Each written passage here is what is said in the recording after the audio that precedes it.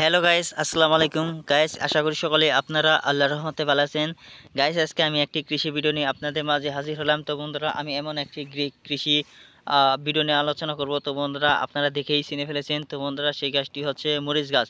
তো বন্ধুরা, আপনারা যে মরিচ গাছটি দেখতে পাচ্ছেন, তো বন্ধুরা, এটি কিন্তু দেশীয় জাতীয় মরিচ গাছ।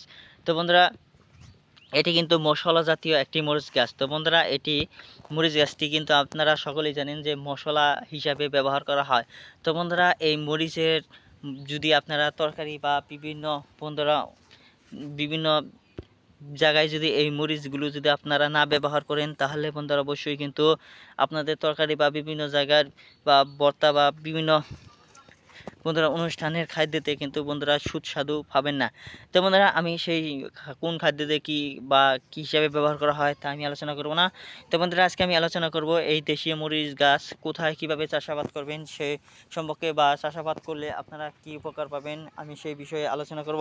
তো বন্ধুরা, আপনারা দেখতে পাচ্ছেন অনেকগুলো মরিচ। তো বন্ধুরা, এটি কিন্তু দেশীয় অনেক ঝাল মরিচের মধ্যে রয়েছে। তো বন্ধুরা, যে মরিচের মধ্যে ঝাল বেশি রয়েছে, তো বন্ধুরা সেই মরিচের তেজ কিন্তু অনেক বেশি। তো বন্ধুরা, এই মরিচ গাছটি আপনারা কি বাড়ির আশেপাশে চাষাবাদ করতে পারেন, পুকুর পাড়ে চাষাবাদ করতে পারেন, কিংবা বাড়ির প্রতি জমিতে চাষাবাদ করতে পারেন। তবে তো বন্ধুরা, সবচেয়ে ভালো হয় এই মরিচ গাছটি যদি আপনারা বন্ধুরা জমিতে চাষাবাদ করতে পারেন, তাহলে কিন্তু বন্ধুরা আপনারা বাম্পার ফলন দিতে পারেন। তো বন্ধুরা, এটি এমন একটি বন্ধুরা সবজি গাছ, এমন একটি মশলা জাতীয় গাছ। তো বন্ধুরা, এটি কিন্তু সব সময় দাম বেশি থাকে, বাজারে চড়া দামে বিক্রি করা হয়। তো বন্ধুরা, আপনারা দোআঁশ মাটিতে মরিচ গাছের চারা বাজার থেকে কিনে অথবা নিজেই মরিচের পাকা মরিচ থেকে বন্ধুরা বীজ সংগ্রহ করে তারপর আপনারা রোপণ করতে পারেন।